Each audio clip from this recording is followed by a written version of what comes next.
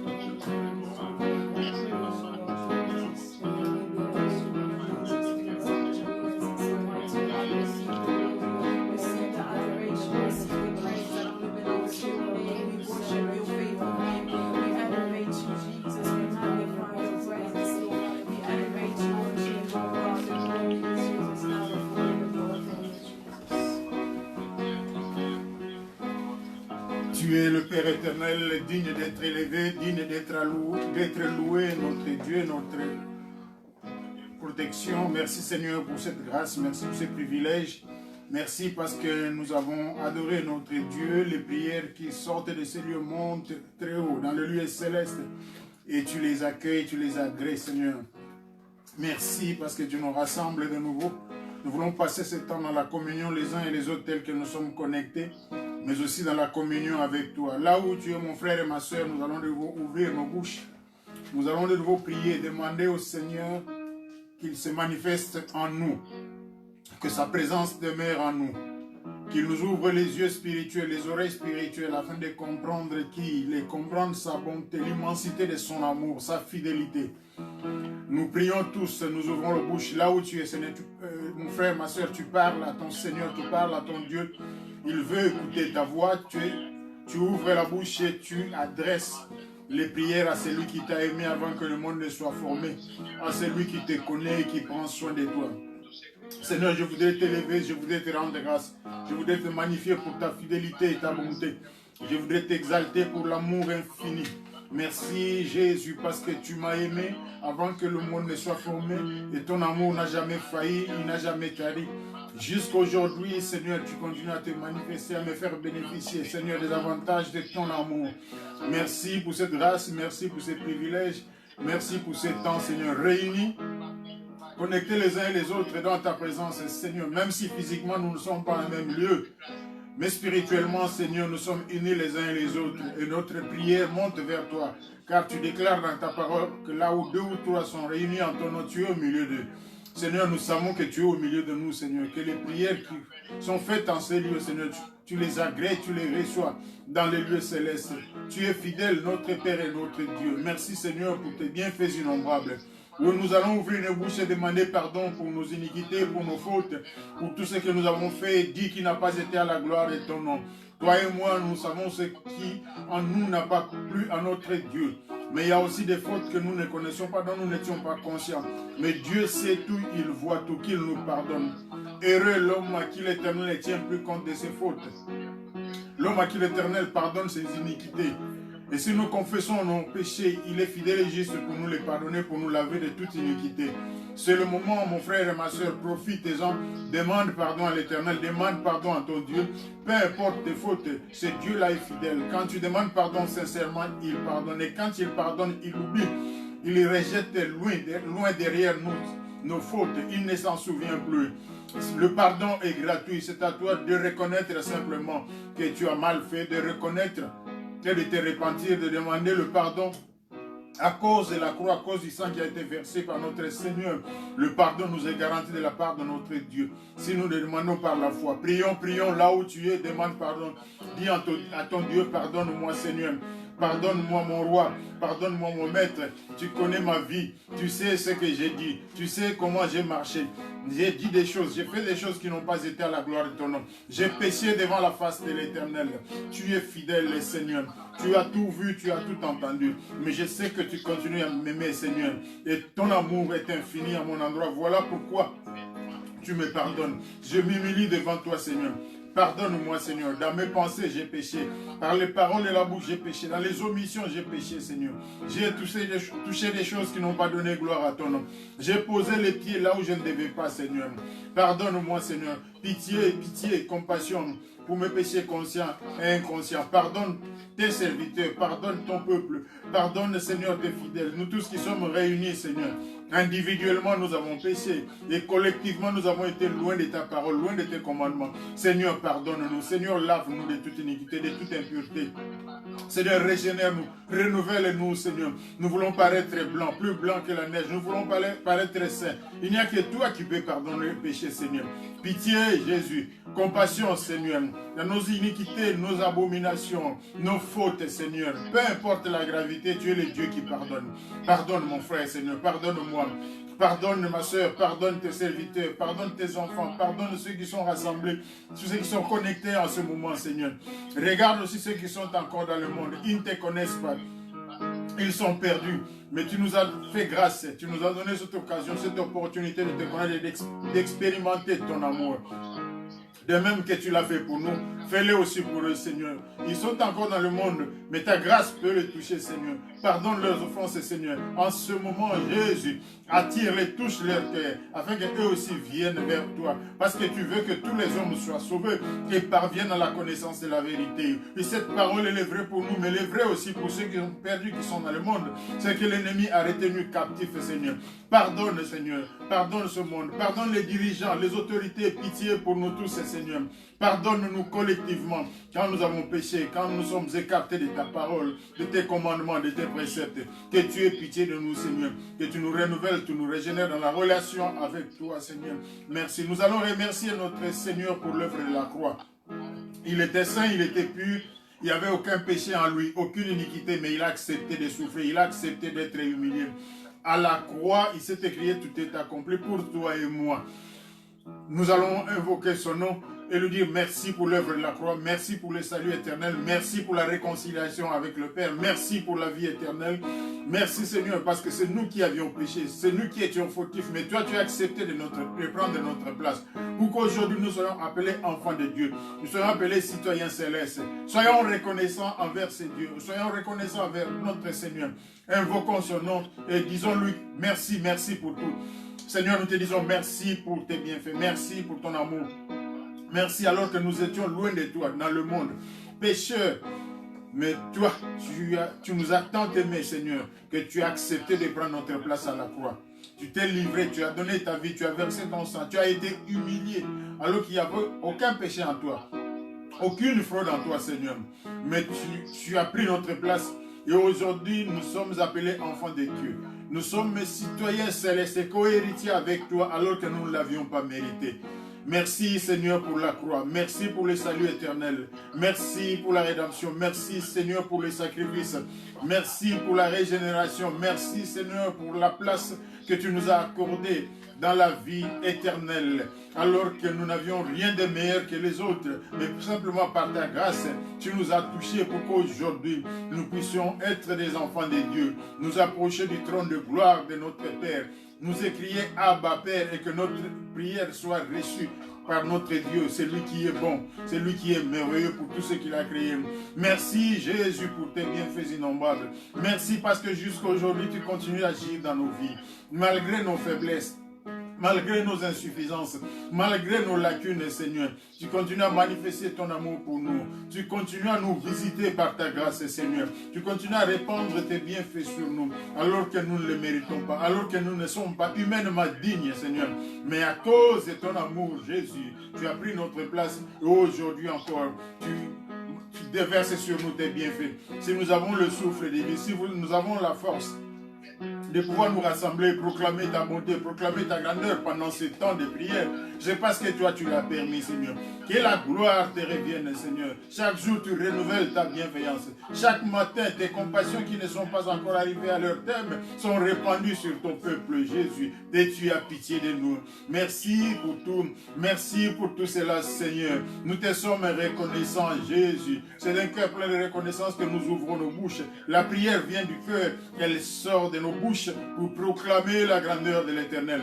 Bénir le Seigneur des Seigneurs. Élever celui qui est vivant, celui qui est parfait. Nous allons de nouveau élever notre Dieu. Dire combien il est bon, combien il est merveilleux pour nous, combien il use de bienveillance pour nous, combien il manifeste sa bonté pour nous. Nous allons exprimer cette reconnaissance à notre Père et à notre Dieu. Prions tous, prie mon frère. La prière, c'est pour toi. Nous sommes rassemblés, mais Dieu entend nos prières, nos voix individuelles. Parle à ce Dieu-là, dis-lui merci. Il y a beaucoup de choses qui te manquent, mais il y en a beaucoup que tu as que d'autres n'ont pas. Dis merci à Dieu pour ce que tu as. Tu es sensible, tu es reconnaissant, tu es reconnaissante. Quand tu regardes tout autour de toi, quand tu regardes dans ta vie, quand tu regardes dans ta famille, il y a des choses que tu as, que les autres manquent. Il y a ceux qui prient pour avoir ce que tu as, mais toi tu l'as reçu gratuitement. Dis merci à Seigneur. Ici, concentre-toi seulement sur ce que tu as déjà. Tu sais que Dieu t'a donné. Ce que Dieu t'a donné est suffisant pour te donner la joie. Ce que Dieu t'a donné est suffisant pour déclencher en toi ce sentiment, ce souci, ce désir de pouvoir lui dire merci. Dis merci à ces dieux-là. Dis merci à ton Père. Dis merci à ton Seigneur. Sois reconnaissant. Merci Seigneur pour la santé. Merci pour la force. Merci parce que je suis debout aujourd'hui. Merci Seigneur parce que tu me gardes en vie. Merci Seigneur parce que tu me permets de te connaître. Merci pour tout ce que j'ai reçu. Merci pour tout ce que je suis. Merci pour ma famille. Merci pour mes proches. Merci pour mes parents. Merci pour mes enfants. Merci Seigneur pour tous ceux que j'aime. Merci Seigneur pour ceux qui sont autour de moi. C'est gratuitement Seigneur que je bénéficie de tout cela. Merci pour la paix. Merci pour la joie. Merci pour l'espérance que toi tu me donnes. Cette espérance que le monde n'a pas. Tu me l'as accordée gratuitement. Alors que j'étais parmi ceux qui n'avaient pas de Dieu. Sans espérance, sans droit de cité dans le monde, mais éternel, dans ton amour infini, tu m'as attiré, tu m'as ramassé de la boue, tu m'as fait asseoir parmi les nobles, parmi les enfants de Dieu, parmi ceux qui te connaissent, alors que je n'avais rien de spécial. Sois loué, sois élevé, toi qui es Dieu, sois exalté, toi qui es le Père Tout-Puissant. Point d'autre Dieu, point d'autre roi, point d'autre maître en dehors de toi. Je proclame ta grandeur et proclame ta bonté. Merci pour ce privilège, merci pour ta présence, merci pour ta lumière. Nous allons demander à l'Éternel, demander à notre Seigneur, selon sa promesse, quand le Seigneur Jésus-Christ allait rentrer auprès du Père, il a dit qu'il était avantageux qu'il s'en aille, pour que l'Esprit de Dieu vienne. Et l'Esprit de Dieu est descendu au jour de la Pentecôte. La parole déclare qu'il est avec nous jusqu'à la fin des temps. Aujourd'hui, l'Esprit de Dieu est avec nous. Il est au milieu de nous. C'est à nous de lui laisser place. Disons au Saint-Esprit, prends la place. Conduis-nous pendant ce temps. Ce temps que nous allons passer, ce culte que nous célébrons. Saint-Esprit, Saint-Esprit, sois le maître. Toi qui sondes les profondeurs de notre Dieu, tu connais la volonté de Dieu, tu connais le désir de Dieu, tu sais ce que Dieu veut que nous fassions, ce que Dieu veut que nous disions. Saint-Esprit, nous avons besoin de toi, Seigneur. Esprit de Dieu, sois au milieu de nous. Esprit de révélation, esprit de consolation, esprit de la crainte de l'Éternel, l'esprit de vérité, manifeste-toi. Saint-Esprit, Saint-Esprit, souffle. Souffle en ce lieu, souffle en cet instant. Esprit de Dieu, l'esprit qui vient des quatre vents. Saint-Esprit, remplis-nous, remplis-nous, remplis-nous de la tête aux pieds, de la tête aux pieds. Renouvelé, régénéré, transformé par la puissance du Saint-Esprit, par l'onction divine. Esprit de feu, embrase-nous, Seigneur. Rallume la flamme du don spirituel. Prie mon frère, prie ma soeur, là où tu es, invoque le Seigneur. Demande la présence du Saint-Esprit. Que le Seigneur t'accorde l'Esprit au-delà de toute mesure. Que le Seigneur t'accorde le Saint-Esprit au-delà de ce que tu demandes, au-delà même de ce que tu penses. Que la puissance du Saint-Esprit prenne place en toi, dans ta vie. Au nom de Jésus. Au nom de Jésus. Puisque tu as Jésus comme Seigneur et Sauveur, le Saint-Esprit est pour toi aussi. Il est descendu, il est venu et il demeure dans le monde pour les enfants de Dieu, pour toi et pour moi. Invoquons le Seigneur. Demandons la présence du Saint-Esprit. Esprit de Dieu, règne maître. Esprit de Dieu, sois présent. Esprit de Dieu, conduis ce temps. Esprit de Dieu, sans toi, nous pouvons pas plaire à notre Dieu.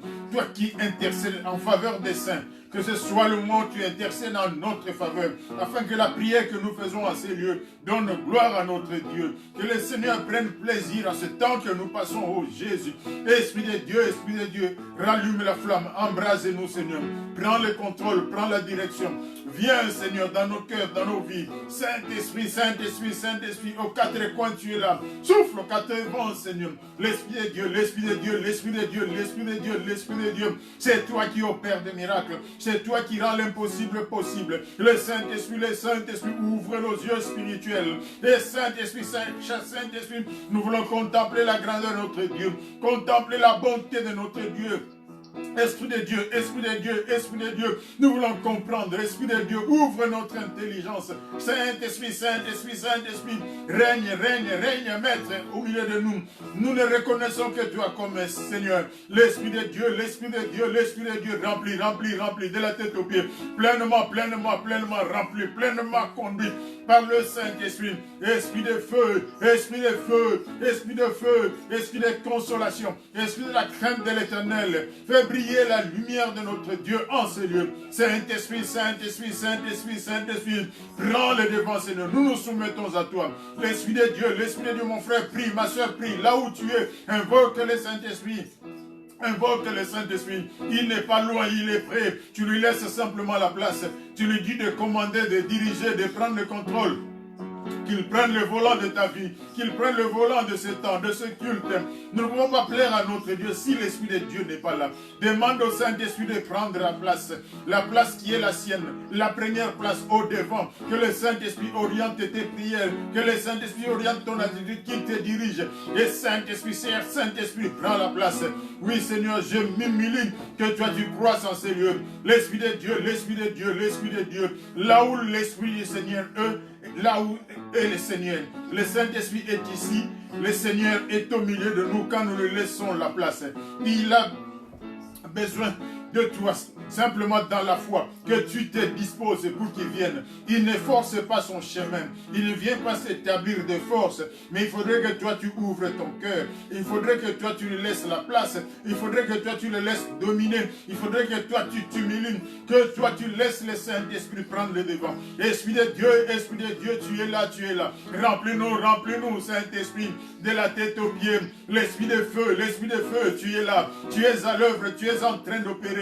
Saint-Esprit, Saint-Esprit, Saint-Esprit, que ce moment soit trouvé précieux aux yeux de notre Dieu. Le Saint-Esprit, le Saint-Esprit, le Saint-Esprit, renouvelle toutes les choses, Seigneur. Saint-Esprit, Saint-Esprit, manifeste-toi. Glorifie le nom de Jésus pendant ce temps que nous passons. Saint-Esprit, Saint-Esprit, parle-nous individuellement dans nos cœurs. Oui, mets-nous en communion les uns les autres, en connexion, en communion avec notre Seigneur. Tu es le Dieu de l'impossible. Merci Saint-Esprit, Saint-Esprit, Saint-Esprit, Saint-Esprit, au milieu de nous, Saint-Esprit, dans nos vies, Seigneur. Nous nous soumettons à toi, corps, âme et esprit, soumis à toi, Saint-Esprit. Dirige tout, parce que tout à nous doit servir la gloire du Seigneur. Et toi, tu les rends possibles. Tu connais nos faiblesses. Viens nous soutenir, Saint-Esprit. Relève-nous, redresse-nous, intercède en notre faveur, pour que de nos forces, de nos faiblesses, Seigneur, tu fasses de nous des hommes et des femmes fortes dans la communion avec notre Dieu et dans la communion avec les uns et les autres. Saint-Esprit, Saint-Esprit, Saint-Esprit, la première place, elle est à toi. Nous nous humilions, nous te laissons conduire. Prends la direction, Seigneur. Tu es vivant, Esprit de Dieu, invoque le Saint-Esprit. Crie au Seigneur pour que le Saint-Esprit prenne le devant. Laisse-lui la place, humilie-toi. Efface de ta tête toutes les pensées qui ne sont pas en rapport avec la prière. Que seul le Saint-Esprit prenne le devant. Que le Saint-Esprit oriente. Que le Saint-Esprit conduise. Que le Saint-Esprit dispose. Afin que tout ce qui se passe donne gloire au Seigneur. Prie. Invoque le Seigneur. Invoque le Seigneur. L'Esprit de Dieu, tu es là. Tu es là, Saint-Esprit, tu es là, Saint-Esprit, tu es là, Saint-Esprit. Nous sommes à toi, nous t'appartenons, Seigneur. Tu as envoyé ton Esprit qui est là, qui te représente valablement. Le Saint-Esprit est Dieu. Il est là. Il sonde les cœurs. Il est là. Il maintient en communion. Il est là. Il est en train d'œuvrer. Il est là. Peu importe nos problèmes, nos difficultés, le Saint-Esprit est à l'œuvre. Il est en train d'agir pour que toi et moi nous puissions réaliser la présence de Dieu, contempler la bonté de notre Seigneur. Saint-Esprit, Saint-Esprit, tu es là, Seigneur. Je soumets toutes les choses à toi. Mon corps, je les soumets à toi. Mon esprit, je les soumets à toi. Mon âme est soumise à toi. Esprit de feu, esprit de feu, esprit de feu. Que la lumière du Seigneur brille en ces lieux, Saint-Esprit. L'esprit des conseils, dirige-moi, Seigneur. J'ai besoin de ta présence. Règne, Maître. L'Esprit de Dieu, l'Esprit de Dieu, l'Esprit de Dieu, afin que la gloire et toute la gloire ne reviennent qu'à notre Père, à notre Dieu, au Tout-Puissant, Créateur de toutes les choses, au nom de Jésus-Christ. Nous allons prendre autorité contre toute puissance contraire à la volonté du Seigneur. Nous avons pris ce temps pour la prière. Le diable, l'adversaire n'a pas de place. Mais il est tellement rusé qu'il cherchera à entrer à travers nos pensées, à travers des manœuvres diverses. Voilà pourquoi nous prenons autorité. Nous déclarons nul et sans effet tout projet de ténèbres. Nous renvoyons dans les lieux arides toute présence démoniaque au nom de Jésus-Christ. Où que nous soyons, nous sommes enfants de Dieu. Seule la présence du Seigneur doit demeurer au milieu de nous et en nous. Que le diable s'en aille, que les démons quittent nos vies, quittent nos corps. Au nom de Jésus-Christ, tu commences à prier. Le Seigneur t'a donné le pouvoir de marcher sur les scorpions, sur les serpents, sur toute la puissance de l'ennemi. La parole déclare que rien ne peut te nuire. Prends autorité, exerce cette autorité. Tu es un enfant de Dieu. Tu peux déclarer, tu peux proclamer, tu peux renvoyer dans la lumière aride tout esprit contraire à la volonté du Seigneur. Esprit de ténèbres, esprit de maladie, esprit d'inquiétude. Tu n'as pas de place. Je te donne de quitter ce lieu, de libérer cet endroit, de regagner les ténèbres. Au nom de Jésus-Christ, esprit de distraction, esprit de manque de connaissance. Tu n'as aucun pouvoir, tu n'as aucune autorité. Le temps est venu pour que tu déguerpisses, que tu quittes ce lieu, tu regardes le lieu des ténèbres au nom de Jésus-Christ. Ce lieu est soumis au Seigneur Jésus. Le diable n'a pas de place, il n'a aucun pouvoir, il n'a aucun impact dans la vie des enfants de Dieu. Merci pour la victoire que tu m'as donnée. J'exerce cette autorité sur les puissances des ténèbres. Au nom de Jésus, quittez ce lieu, Satan. Démons et tes acolytes, vous quittez cet endroit, vous quittez ma vie, vous quittez la vie des enfants de Dieu. Vous regagnez le lieu des ténèbres. Au nom de Jésus-Christ, nous n'avons pas de communion avec les ténèbres. Notre vie, c'est la lumière du Seigneur qui brille. Voilà pourquoi nous le proclamons, nous déclarons que la faveur de Dieu est avec nous. Le diable n'a pas de place, il n'a pas de pouvoir, qui retourne en les arides avec ses mensonges, avec ses ruses. Il ne peut pas prendre le contrôle de la vie des enfants de Dieu. Nous le renvoyons dans les lieux arides. Au nom de Jésus-Christ, il quitte notre corps, il quitte notre âme, il quitte notre esprit. Il n'a pas de place dedans. C'est le Seigneur, c'est le Saint-Esprit à la place en nous. Au nom de Jésus-Christ. Satan, je te rejette, je te renvoie dans les lieux arides. Je n'accepte qu'une seule autorité, celle de mon Seigneur en ces lieux, celle de l'Esprit de Dieu en cet endroit. Fidèle, le Dieu Tout-Puissant. À lui la gloire au siècle et des siècles. Nous allons de nouveau dire merci Seigneur pour tout. Merci parce qu'il a commencé avec nous. Il nous a conduits jusqu'à cet instant, simplement par grâce. C'est par faveur que nous sommes là. Nous disons merci pour ces bienfaits innombrables. Merci pour ce temps. Merci pour ceux qui sont déjà là. Merci pour tous ceux qui nous rejoignent. Merci pour tous ceux qui nous suivent au près et au loin. Que le Seigneur soit béni. Lui qui a permis cette occasion. Lui qui nous a donné cette opportunité. La gloire lui revient. Nous avons commencé avec lui. Nous voulons que tout le temps que nous passerons, ce temps donne gloire au Seigneur. Que dans le lieu céleste, le Seigneur prenne plaisir à notre rencontre. Que le Seigneur descende au milieu de nous. Quand le Seigneur vient, les choses bonnes sont pour ses enfants. Il les répand pour son peuple. Tu vas dire merci, je vais dire merci mon frère et ma soeur. Là où tu es, tu parles à ton Dieu, tu lui dis merci, tu exprimes ta gratitude, tu exprimes ta reconnaissance. Il est Dieu.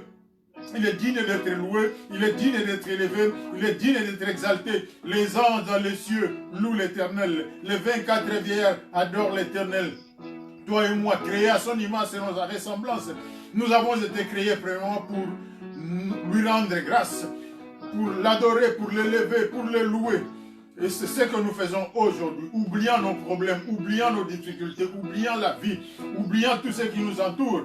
Nous nous tournons simplement vers Dieu pour lui dire merci. Sois loué, sois élevé, sois exalté, sois magnifié, toi qui es Dieu, le Seigneur vivant, le seul Dieu, la source de tout ce qui vit. Les dieux qui n'ont pas créé la terre et les cieux disparaîtront de dessous des cieux. Mais toi, tu demeures éternellement. Tu n'as ni début ni fin, l'alpha et l'oméga, notre Père, notre Roi. Merci parce que tu as répandu tes bienfaits innombrables sur nous. Merci parce que tu as manifesté ta bonté pour nous. Merci parce que tu es venu à notre rencontre. Merci parce que tu prends plaisir en ce moment où nous sommes réunis, nous sommes connectés pour élever notre Dieu, pour ce temps de culte. Ta fidélité, elle est grande. Tu nous fais vivre et tu nous donnes la force alors que nous ne méritons rien. Que la grâce divine demeure, reçoit la gloire au siècle des siècles, au nom de Jésus. Nous allons passer un court instant d'exhortation. Je vais te demander, mon frère et ma soeur, tu vas prier que cette parole soit pour toi. Une parole appropriée pour aujourd'hui. Le Seigneur a une parole pour toi. Une parole bien spécifique par rapport à ta situation, à ta position. Et je voudrais que tu dises au Seigneur, voici le moment où toi tu vas me parler. Je voudrais que mon cœur soit prêt. Je voudrais recevoir de ta part. Donne-moi l'intelligence pour comprendre et pour saisir. Seigneur, prends le contrôle de ce temps. Que toute distraction, toute déviation n'ait pas de place, n'ait pas de pouvoir au nom de Jésus. Que tu vas prier mon frère, tu vas prier ma soeur, parce que la parole elle est pour toi. C'est toi qui dois la recevoir. Si tu n'es pas préparé, elle va passer. Le diable fera tout pour que tu ne reçoives pas. Mais tu pries le Seigneur parce que tu peux prendre de bonnes décisions, mais tu es un être humain limité. Avec l'aide du Seigneur, tu vas tenir. Que le Seigneur t'aide, que le Seigneur t'aide, que le Seigneur m'aide pour que sa parole vienne à moi, que mes oreilles physiques soient grandement ouvertes, mais surtout que mes oreilles spirituelles soient capables de recevoir, que mon cœur soit capable de comprendre, de retenir ce que le Seigneur me communique, ce que le Seigneur me dit aujourd'hui, en ce moment. Parce que dans sa rencontre, le Seigneur a toujours une parole pour ses enfants. Merci Jésus pour tout ce que tu feras, ce que tu diras, ce que nous allons recevoir. Tu le fais gratuitement alors que nous ne méritons pas, Seigneur. Merci pour cette parole qui donne la vie. Reçois la gloire, reçois la louange. Au nom de Jésus, nous avons ainsi prié. Tu es Dieu, tu es Dieu, tu es Dieu. Reçois la gloire, reçois la louange, reçois l'adoration, reçois la magnificence. Au nom de Jésus-Christ. Au nom de Jésus-Christ. Amen. Que le Seigneur soit béni. C'est le moment où nous allons écouter la parole de Dieu. Nous allons suivre une petite exhortation. Et le sujet que nous avons pour aujourd'hui, c'est Christ et ma vie. C'est simple, nous le trouvons dans la parole de Dieu. C'est ce que nous allons explorer assez brièvement, mais ce sera suffisant pour que cela ramène la parole de Dieu, la volonté de Dieu en nous, que chacun puisse recevoir sa part, ce qui va changer, ce qui va transformer sa vie et qui fera qu'il soit conforme à son Père dans ce qu'il fait. Que le Seigneur soit béni. Nous avons prié, nous avons demandé à notre Dieu qu'il nous aide effectivement dans ce que nous allons faire maintenant. Que la prière puisse, que la parole puisse plus pénétrer en nous et porter des fruits. Donc, Christ est ma vie. Nous prenons le passage dans Philippiens chapitre 1er, le verset 21. Philippiens chapitre 1er, le verset 21. Et puis nous lirons Philippiens chapitre 3. Nous lirons après Philippiens chapitre 3. À partir du verset 8 au verset 11. Donc pour le moment, nous prenons Philippiens chapitre 1, verset 21 d'abord. Nous avons le temps de chercher dans nos Bibles rapidement. Philippiens chapitre 1, verset 21. Nous lisons au nom du Seigneur, car pour moi Christ est ma vie et la mort m'est un gain. Car pour moi Christ est ma vie et la mort m'est un gain. Ici c'est l'apôtre Paul qui parle. C'est un message pour toi et pour moi. Il y a deux parties, nous allons plus focaliser sur la première partie, mais nous allons un peu aussi dire un petit mot sur la deuxième partie. La première partie, c'est quand l'apôtre Paul dit « Car Christ est ma vie ». Pour moi, Christ est ma vie et la mort m'est un gain.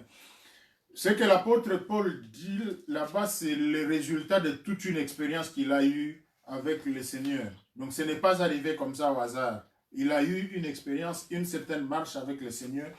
Il est arrivé à un point où il peut déclarer cela. Et si nous avons choisi ce titre, c'est parce que nous voulons qu'à la fin, toi et moi, nous soyons capables de dire la même chose. De dire que pour moi, Christ est ma vie. Si nous le disons, alors nous aurions fait un progrès. Nous aurions fait ce que le Seigneur attend de nous. Nous aurions compris qui est le Seigneur dans nos vies.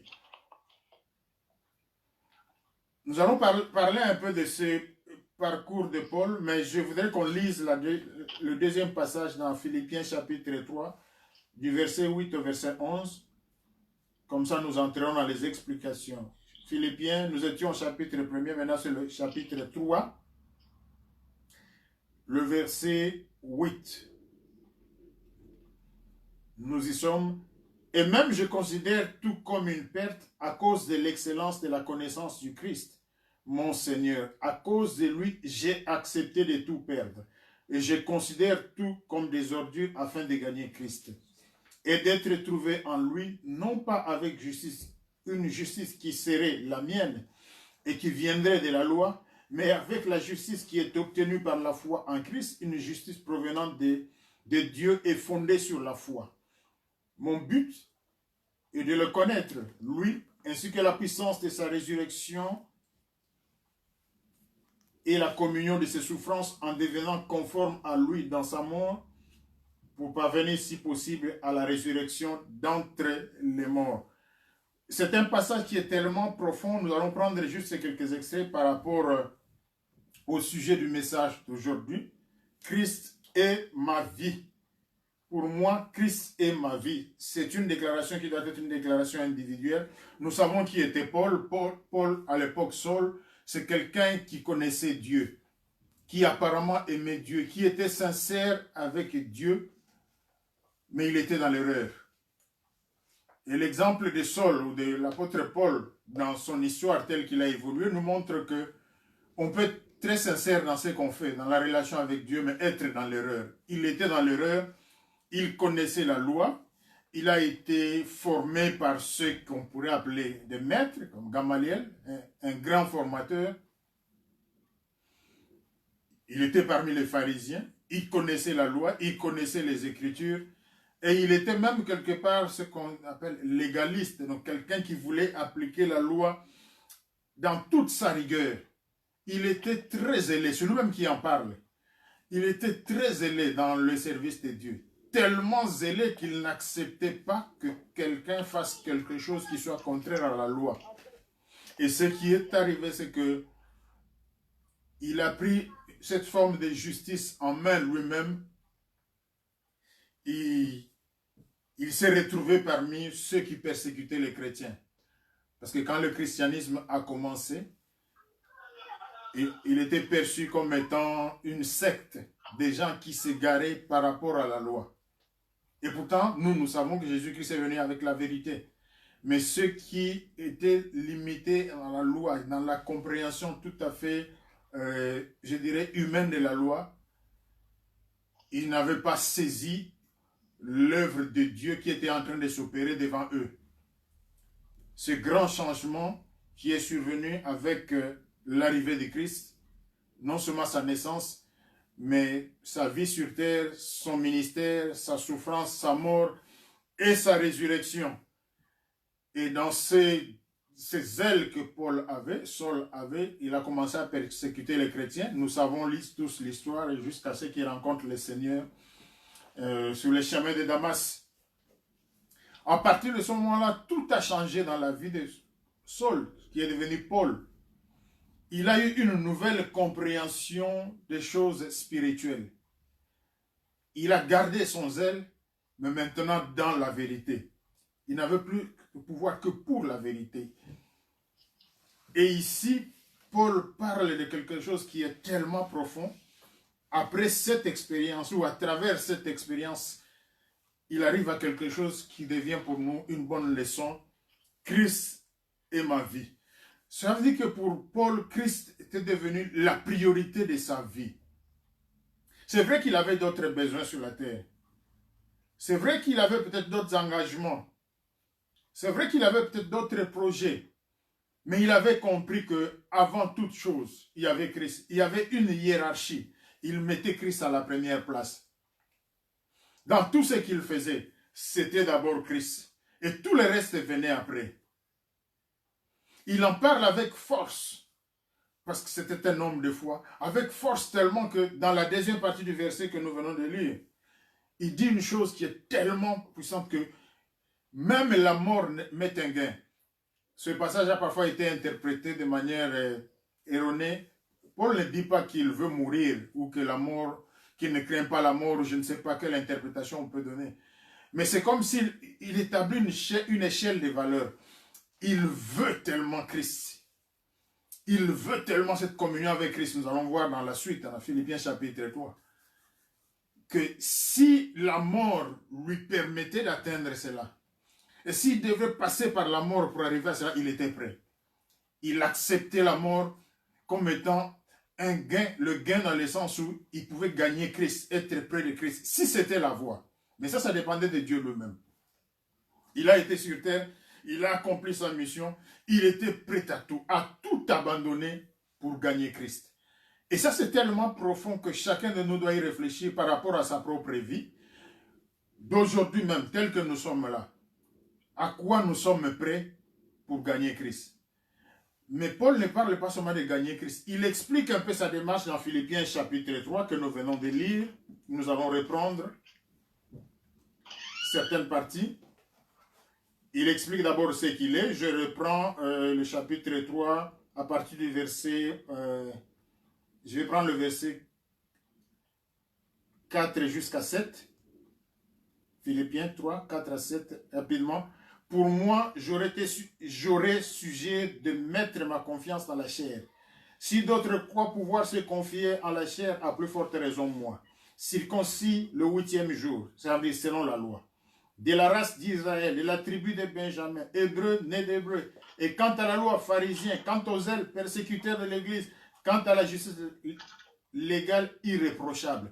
Donc, selon la loi, telle qu'elle était comprise humainement à l'époque, il était irréprochable. Mais le verset 7, il dit, « Mais ce qui était pour moi un gain, je l'ai considéré comme une perte à cause de Christ. » Donc, Paul est prêt à tout à cause de Christ, pour demeurer avec ce verset 8. « Et même je considère tout comme une perte. » Tout ce qui faisait son orgueil, tout ce qui faisait sa personnalité, tout ce qui faisait qu'il soit quelqu'un de bien considéré dans la société, tout ce qui faisait sa richesse ou je ne sais pas quoi, tout, il considère cela comme une perte. Et même, au verset 8, chapitre 3, et même je considère tout comme une perte à cause de l'excellence de la connaissance de Christ, mon Seigneur. À cause de lui, j'ai accepté de tout perdre et je considère tout comme des ordures afin de gagner Christ. Et d'être trouvé en lui non avec une justice qui serait la mienne et qui viendrait de la loi, mais avec la justice qui est obtenue par la foi en Christ, une justice provenant de Dieu et fondée sur la foi. Mon but est de connaître Christ. Mon but est de connaître Christ. Il veut connaître Christ. Au verset 8, nous revoyons ce qu'il dit. Et même je considère tout comme une perte à cause de l'excellence de la connaissance de Christ. Ce sont des mots qui paraissent assez simples. Peut-être que nous passons dessus. Mais qu'est-ce que c'est que connaître Christ? Et là, il n'y a personne de mieux que Paul pour nous expliquer, à travers son expérience à lui. Nous pouvons connaître quelqu'un de plusieurs façons. Et beaucoup connaissent Christ. Beaucoup dans le monde connaissent Christ. Beaucoup dans l'œuvre de Dieu connaissent Christ. Mais est-ce que réellement nous connaissons Christ? Nous connaissons Christ peut-être comme un personnage historique, quelqu'un qui a vécu. Christ, Fils de Dieu. Christ, Sauveur et Seigneur. Mais ça peut être de la théorie. Tout le monde peut connaître, tout le monde peut le dire. Ceux qui sont dans le monde peuvent le dire. Mais est-ce que c'est cela, connaître Christ? Et Paul parle de l'excellence de la connaissance de Christ. Comment connaître Christ dans cette excellence-là? Il comprend que connaître Christ, c'est un niveau tellement élevé que quand on arrive à ce niveau-là, tout le reste devient comme une ordure. Tout le reste n'a plus de sens, n'a plus de place dans sa vie. Et Paul veut connaître, il fait de la connaissance de Christ son but, son désir.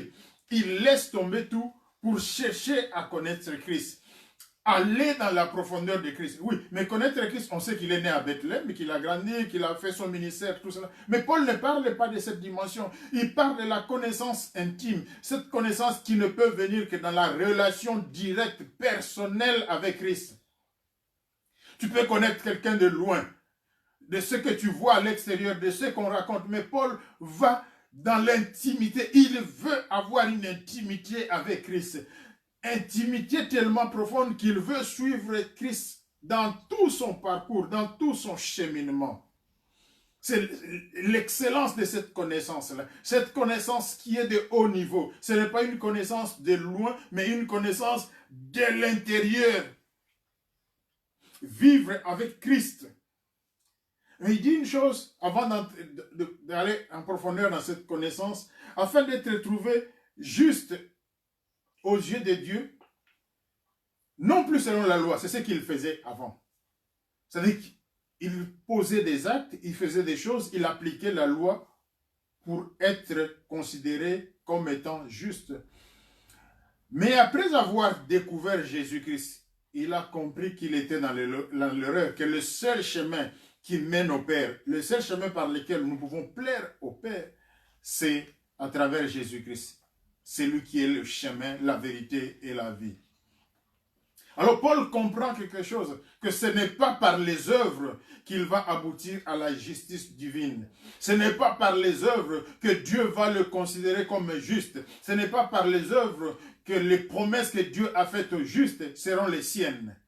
Il parle ici de cette justice qui ne s'obtient que par la foi. Parce qu'avant, il a travaillé selon la loi des œuvres. Mais maintenant, il a compris que c'est par la foi en Christ. Alors, il veut connaître profondément ce Christ. Il donne certains éléments dans le verset que nous venons de lire, au verset 10.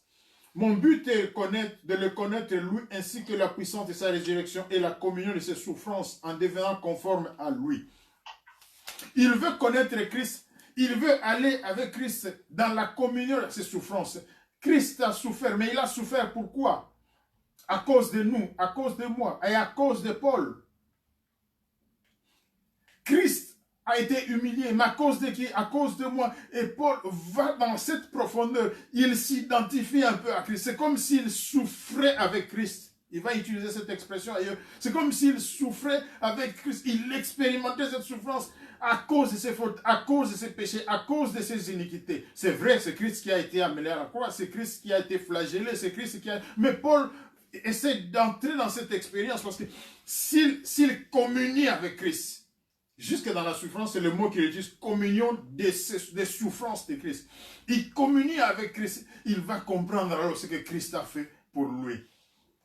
Il va comprendre la valeur des souffrances, du sacrifice de Christ pour lui dans sa vie. Donc il veut comprendre Christ dans la profondeur, dans la communion de ses souffrances. C'est comme s'il souffrait avec Christ. Pendant que Christ était flagellé, il était là avec Christ. Il était là en communion, une certaine identification complète avec Christ. Il veut comprendre la puissance de la résurrection de Christ. Il est d'abord mort, mais qu'est-ce qui s'est passé quand Christ est mort?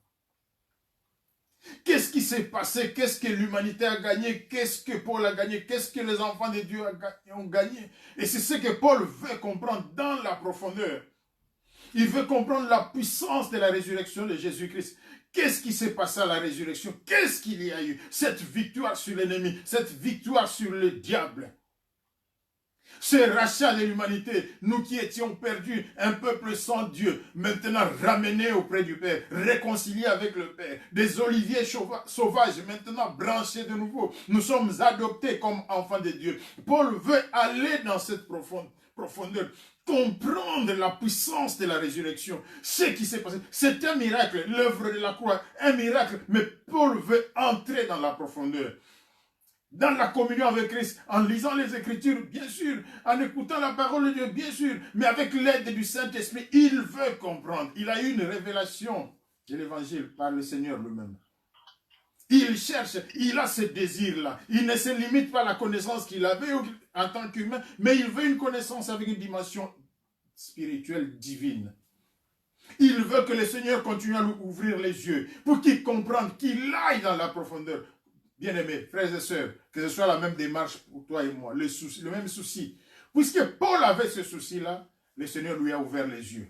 Il lui a ouvert les oreilles spirituelles. Il y a des choses que Paul a vues, a compris, que toi et moi peut-être ne pouvons pas comprendre s'il n'y avait pas les Écritures. Mais si nous avons ce désir-là de comprendre, d'aller dans la profondeur, de vivre dans la communion avec Christ, en ce moment nous allons comprendre qui est réellement Christ. C'est à partir de cette démarche que Paul va dire, mais pour moi, Christ, c'est ma vie. Ma vie, tout ce que je cherche maintenant, c'est Christ. C'est demeurer avec Christ. C'est expérimenter la présence de Christ. C'est vivre avec Christ. Et vers la fin du verset 7, je reprends, verset 10 plutôt, mon but est de le connaître, lui, ainsi que la puissance de sa résurrection et la communion de ses souffrances, en devenant conforme à lui. dans sa mort pour parvenir, si possible, à la résurrection d'entre les morts. Ce que Paul veut, c'est comprendre ce que Christ a fait, rester dans la communion avec lui, mais devenir aussi conforme à lui. Il parle de la mort pour parvenir, si possible, à la résurrection. Mais aussi, nous verrons Paul qui dans sa vie, a pris comme modèle Jésus-Christ. Il dit, soyez mes imitateurs comme je l'ai su du Seigneur Jésus-Christ. Paul a vécu sa vie en cherchant à imiter Christ, avoir les mêmes sentiments qu'il y avait en Christ, avoir les mêmes pensées qu'il y avait en Christ, avoir la même compassion qu'il y avait en Christ, avoir le même amour que Christ avait. C'est vraiment cette démarche-là profonde qui fait que la connaissance que Paul a eue de Christ, elle est différente de la connaissance que beaucoup d'entre nous avons. Notre connaissance, elle est lointaine. Christ comme étant un personnage différent de nous. Nous apprenons ce que Christ a fait. Nous lisons, mais nous sommes loin, séparés de lui. Pour Paul, la démarche n'était pas celle-là. C'était être dans la communion, être avec Christ, vivre avec Christ. Tous les jours, ce n'était pas une vie physique, parce que Christ n'était pas là physiquement avec Paul, mais spirituellement, c'est comme si chaque jour, il était avec Christ. C'est pour ça qu'il dit, pour moi, Christ est ma vie. Toute sa vie, c'est Christ. Tout ce qu'il fait, c'est Christ. La priorité en tout, c'est Christ. Il recherche Christ, sa présence, mais surtout, il veut le connaître encore plus, encore plus, encore plus. C'est vrai qu'il connaissait déjà quelque chose de Christ, mais il réalisait qu'il y avait encore beaucoup de choses à découvrir. Bien aimé, ça doit être la même démarche pour toi. Ça doit être la même démarche pour moi. Je ne sais pas ce que tu connais, je ne sais pas ce que je connais, mais je ne connais pas encore suffisamment. Je ne connais pas encore assez. Je ne connais que partiellement. Que je cherche dans la relation avec le Seigneur, dans la communion avec le Seigneur, dans la prière, en demandant l'aide du Saint-Esprit, comprendre, connaître encore un peu plus.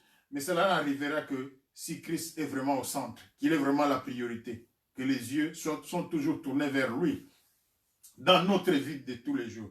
Oui, la vie est faite des expériences. Chaque jour, nous avons des expériences bonnes, mauvaises. Il y a des choses qui se passent.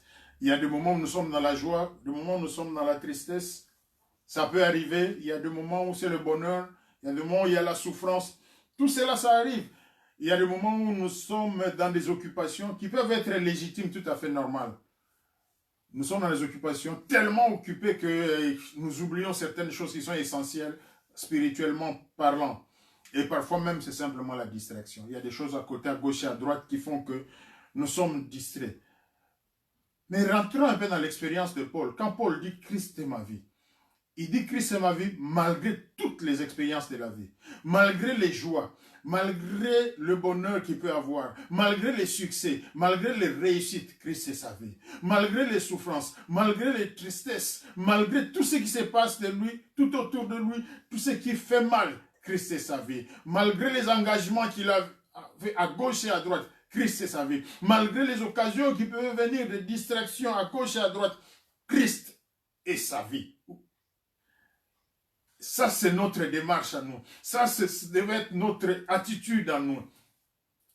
Tout ce qui se passe autour de nous, bien ou mauvais, Christ doit demeurer le centre de la vie. Que ce soit à titre personnel, que ce soit à titre collectif, mais je ne sais pas, que ce soit dans la famille, dans la société, Christ demeure notre vie. Le sens même de notre vie, c'est Jésus-Christ. Si tu vis, c'est à cause et c'est grâce à Jésus-Christ. Voilà pourquoi Paul dit, ce n'est plus moi qui vis, c'est Christ qui vit en moi. Il n'avait les yeux que pour Jésus-Christ, la bouche pour Jésus-Christ, le cœur pour Jésus-Christ. La priorité, c'était Jésus-Christ. Mais pourquoi nous en parlons aujourd'hui, dans cette phase, dans cette situation bien particulière? C'est parce que, avec cette pandémie, cette maladie, nous pouvons tomber dans le piège d'oublier que c'est Christ qui est le centre de la vie. Si nous regardons tout autour de nous, si vous avez eu à causer avec quelques personnes pendant la semaine ou les semaines passées, vous verrez que toutes nos conversations tournent autour du problème de la maladie, de la pandémie, de ce qui nous affecte. Ce qui est bien parce que ça nous préoccupe, nous devons prendre des dispositions, il y a des mesures appliquées, chacun doit se protéger, il faut protéger les autres, il faut se laver les mains, garder les distances, c'est très bien. La difficulté, c'est que parfois, on est tellement dedans dans ces choses qui sont les choses du monde, qui sont légitimes, nécessaires pour la protection de notre santé, que nous oublions que Christ doit être au centre de tout.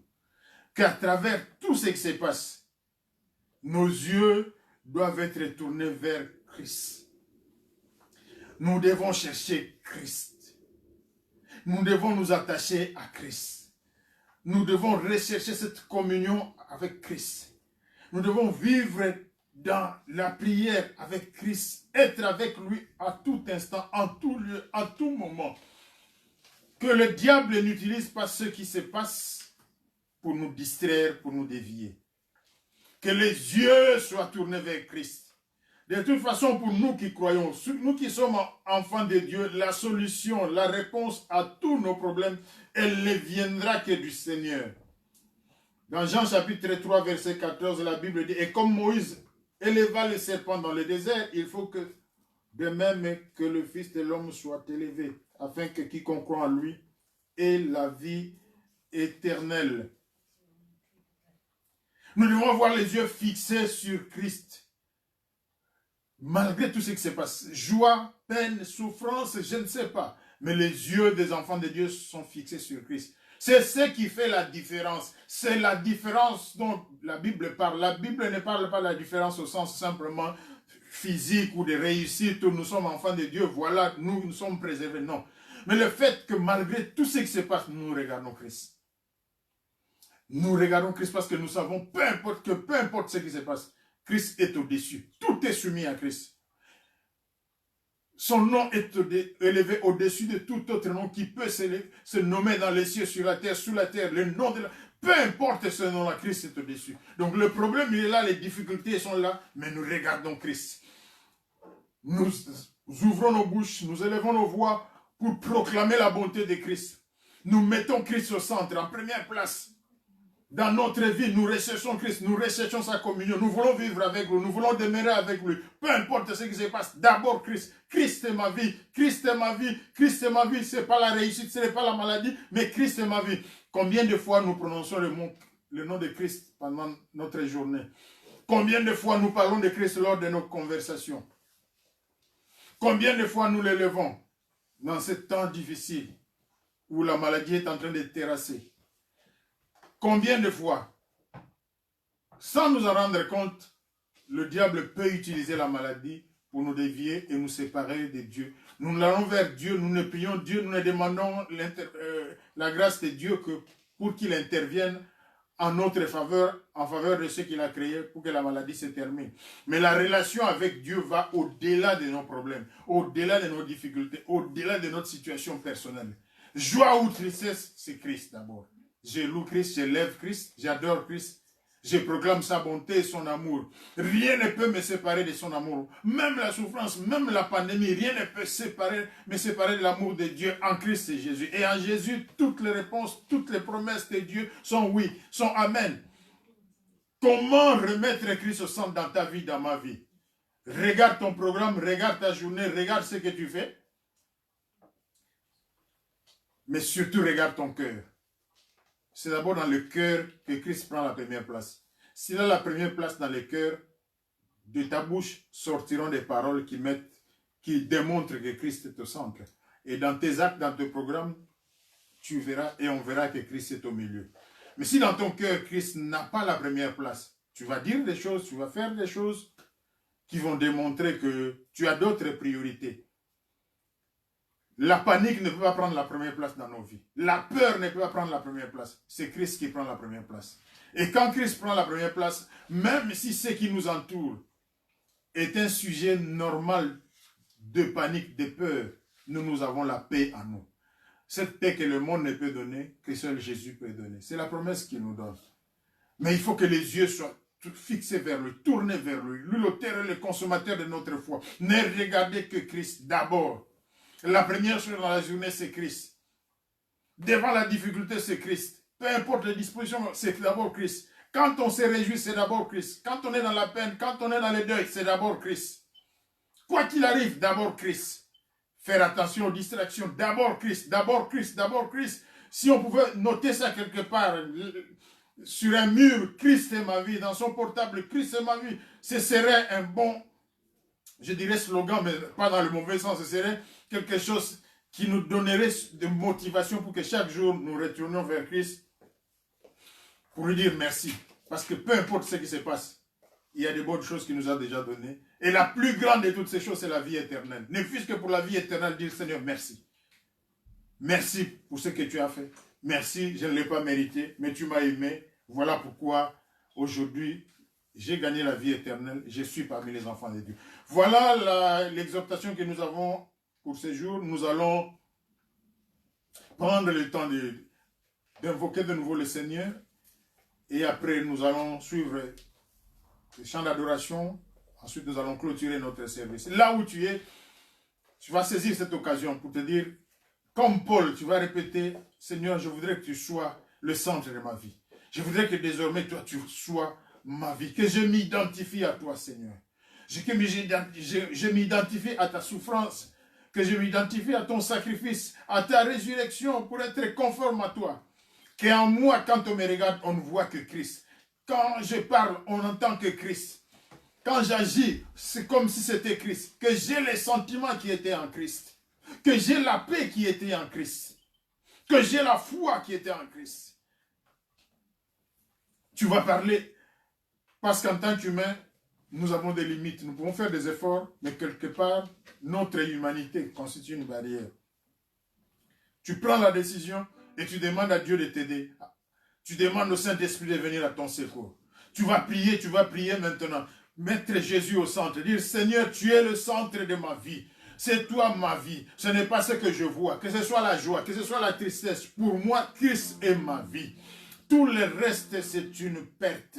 Je considère tout le reste comme étant une perte. Ce qui me rapproche de toi, c'est cela en quoi je me réjouis. Seigneur, à partir de ce moment, je voudrais réorganiser ma vie, réorienter mes pensées pour que Christ soit toujours au centre de tout. Tu vas ouvrir ta bouche là où tu es, tu vas parler, tu vas t'adresser à ce Dieu-là.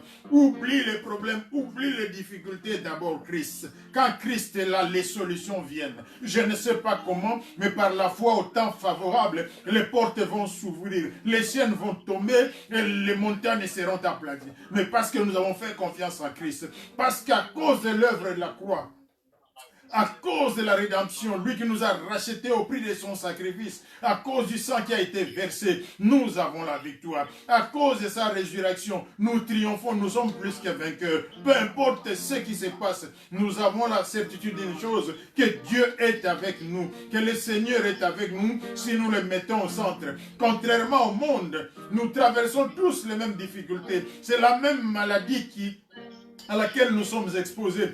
La différence pour nous, c'est que nous traversons cette situation avec Christ. Alors que celui qui est dans le monde traverse la situation personnellement, individuellement, seul, peut-être dans la misère, dans la souffrance. Il crie au Seigneur, mais à partir de l'extérieur. Oh, nous, Christ est avec nous, il est en nous. Ce n'est plus moi qui vis, c'est Paul qui l'a dit, c'est Christ qui vit en moi. Maintenant que je remets Christ au centre de ma vie, tu vas prier, chacun connaît sa vie. Tu as déjà Christ, tu penses que tu es déjà dans cette relation, eh bien demande au Seigneur un peu plus, encore plus, parce que le Saint-Esprit peut t'amener à un niveau beaucoup plus élevé, comme il a amené l'apôtre Paul. Parle au Seigneur, dis au Seigneur, je voudrais que tu sois au centre de ma vie. Saint-Esprit, aide-moi. Christ est ma vie, nuit et jour. Que je me réveille, que je dorme, que je mange, que je sois en bonne santé, que je sois malade, devant les dangers, devant les souffrances, devant les joies, devant les peines. Je ne sais pas quoi, mais Christ est ma vie et demeure ma vie. Je ne changerai pas cette position-là. En toute situation, en toute circonstance, c'est Christ qui est ma vie. C'est Jésus qui est ma vie. C'est Jésus qui est au centre de ma vie. Mes yeux seront tournés toujours vers lui.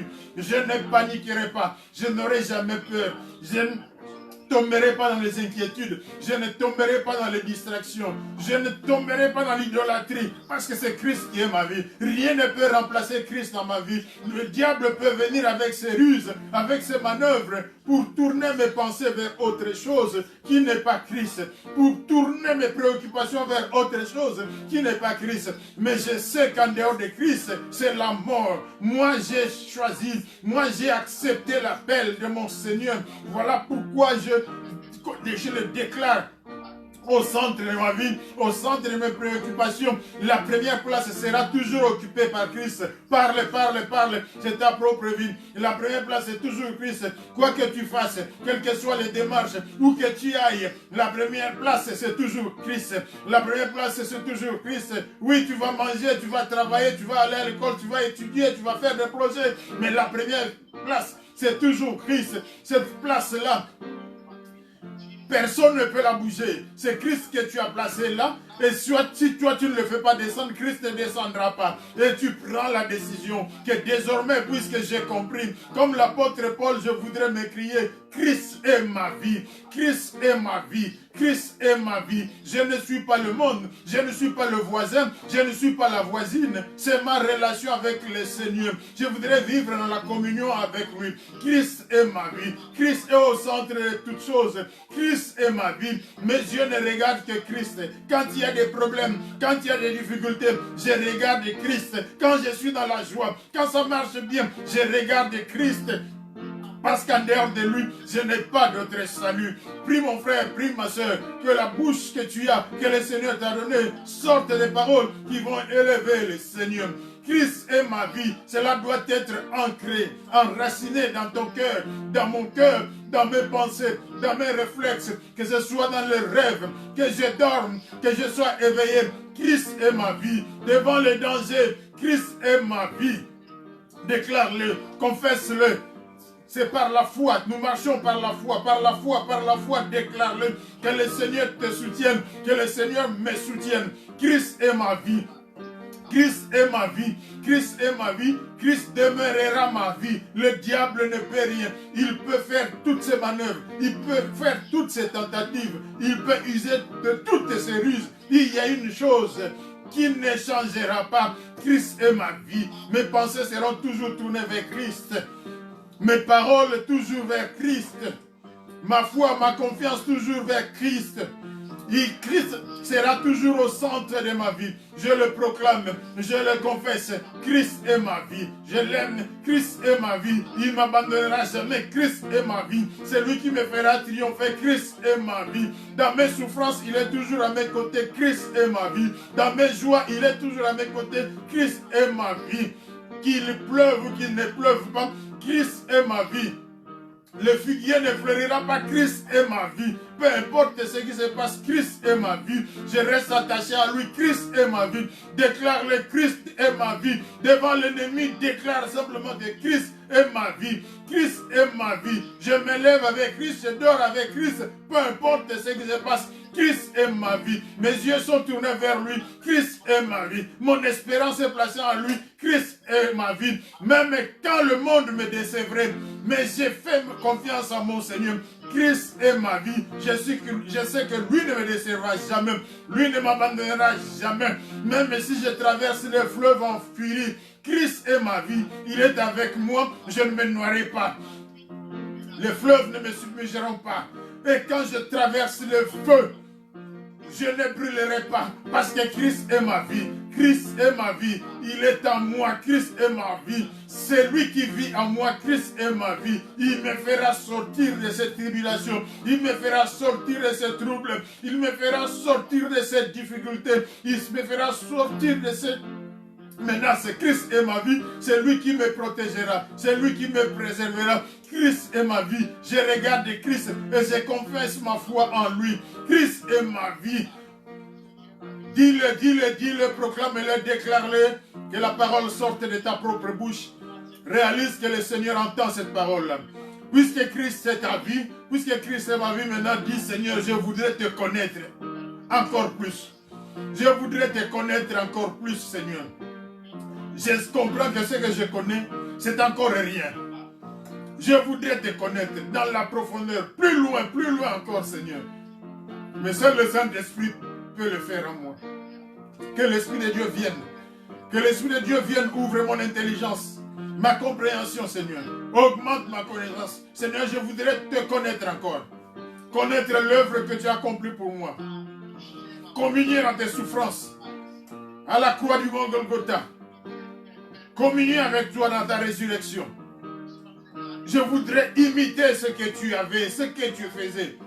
Oh Jésus, les sentiments que tu avais en toi, Seigneur. C'est ce que je voudrais avoir. Vivre comme toi, Seigneur. Déclare-le. Ta décision, elle est importante et demande l'aide du Seigneur. Seigneur, aide-moi. Tu es ma vie, tu es ma vie, tu es ma vie. Quand il y a des combats, quand il y a des troubles, je sais une chose, tu es ma vie. Quand je le déclare, je sais que tu interviens en ma faveur. Tu es ma vie, Seigneur. Mes yeux sont tournés vers toi. Mes yeux sont fixés vers toi. Personne ne peut arracher mes yeux, les déplacer de Christ. Oui, Jésus, c'est toi mon Dieu, c'est toi mon Seigneur. C'est toi mon espérance, toute ma confiance, c'est toi. Tu es fidèle, Seigneur. Tu es bon, tu es merveilleux. Reçois toute la gloire, reçois toute la louange, reçois l'adoration. Au nom de Jésus, nous avons ainsi prié. Amen, amen, amen, amen. Dieu est bon, Dieu est bon, Dieu est bon. Nous allons prendre le temps de la louange, nous allons louer notre Dieu, nous allons élever notre Dieu après avoir été bénis par la parole de Dieu. Le temps est venu où nous allons, tous là où nous sommes, louer Dieu avec les musiciens et après nous irons vers la clôture de notre culte. Nous laissons la place aux musiciens, que le Seigneur soit avec nous tous.